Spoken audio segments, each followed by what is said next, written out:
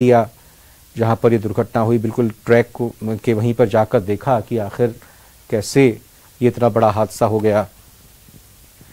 ये सारी जानकारी जुटाई प्रधानमंत्री नरेंद्र मोदी ने और अधिकारियों को अपनी तरफ से निर्देश भी दिए कि आगे अभी इस रेस्क्यू ऑपरेशन से लेकर आगे किस तरह से अभी इस कार्यक्रम को जारी रखना है कि जल्द से जल्द चीज़ें दुरुस्त हो जाएं। और खबर ये भी आ रही है कि घटनास्थल पर तो मुआयना किया ही, जायजा लिया ही प्रधानमंत्री मोदी ने, लेकिन इसके साथ साथ जो घायल हैं जहां अस्पताल में इलाज चल रहा है उनसे भी मिलने के लिए वो जा सकते हैं। लगातार रेल मंत्री अश्विनी वैष्णव भी प्रधानमंत्री मोदी के साथ रहे। इस घटना से संबंधित एक एक चीज उनको जानकारी दी गई।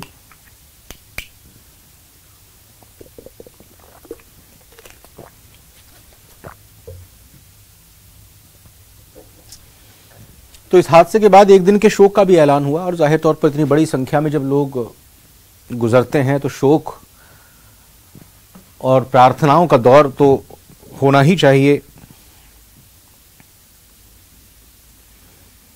रेस्क्यू ऑपरेशन लगातार किया जा रहा है और एनडीआरएफ की तरफ से बताया जा रहा है कि आधा दर्जन टीमें एनडीआरएफ की वहां पर लगी रहीं, कल रात को ही पहुंच गई थीं।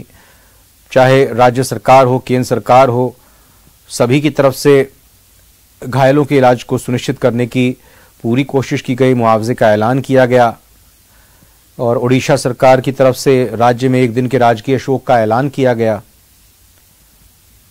एक दूसरे के ऊपर बड़े भयंकर तरीके से डिब्बे चढ़े हुए थे और वो तस्वीरें देखकर किसी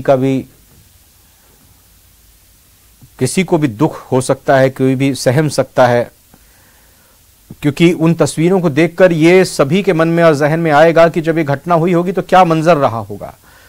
जब दो ट्रेनें आपस में टकराई होंगी, जब बोगियां आपस में टकरा रही होंगी, उसके बाद ट्रैक से उतर रही होंगी, कैसे लोग एक दूसरे के ऊपर गिरने लगे, किस तरह से बड़ी संख्या में लोगों ने अपनी जान गंवाई, घायल हो गए। रात का वो वक्त था, लोग खाना खा रहे होंगे, सोने की तैयारी ट्रेन में कर रहे होंगे। अचानक से आसमान से आफत, एक तरह से कहें कि ये उनके ऊपर ये आफत आई और फिर उसके बाद वहां रेस्क्यू की टीम पहुंची। रात का वक्त था, ऑपरेशन रेस्क्यू का चलाया जा रहा था, बचाव और राहत कार्य। रात का वक्त, लाइटिंग वहां पर प्रॉपर करने की कोशिश की जा रही थी और उसी अंधेरे में भी लगातार रेस्क्यू ऑपरेशन चलाया गया। हिम्मत की दाद देनी पड़ेगी तमाम लोगों की। स्थानीय लोग भी वहां बड़ी संख्या में पहुंचे, उनकी तरफ से भी वहां ये कोशिश की गई कि जल्द से जल्द चीज़ों को अपने कंट्रोल में लिया जाए। रात भर ये ऑपरेशन चला। उसके बाद फिर रात में ही राष्ट्रपति का ट्वीट आया, प्रधानमंत्री ने ट्वीट किया, राजस्थान के मुख्यमंत्री की तरफ से भी ट्वीट आया। सभी ने इस हादसे के बारे में बताया कि जानकारी में आया है, दुखद हादसा हुआ। इस संबंध में पूरी संवेदनाएं हमारी पीड़ित परिवारों के साथ हैं। वैसे जो जानकारी मिल रही है अधिकारियों के मार्फत, उनका कहना है कि ये बहनागा स्टेशन के पास दो सवारी गाड़ी और एक मालगाड़ी में टक्कर हुई है। और सबसे पहले तो जो जानकारी आ रही है उसके मुताबिक बेंगलुरु हावड़ा सुपरफास्ट ट्रेन पटरी से उतर गई और कई कोच पटरियों पर और आसपास पलट गए।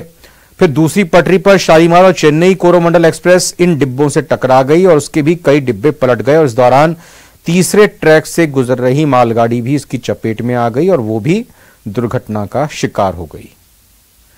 तो अभी तमाम तरह के वर्जन सामने आ रहे हैं। कोई कह रहा है रेलवे सिग्नल जो ट्रैफिक सिग्नल था वो खराब हो गया।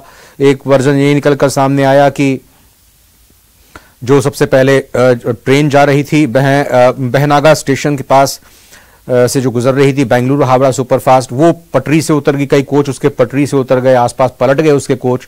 फिर एक पीछे से जो ट्रेन शालीमार चेन्नई कोरोमंडल एक्सप्रेस आ रही थी वो इन पलटे हुए डिब्बों से जो उसके ट्रैक पर आ रहे थे उनसे टकरा गई, फिर उसके भी डिब्बे पलट गए।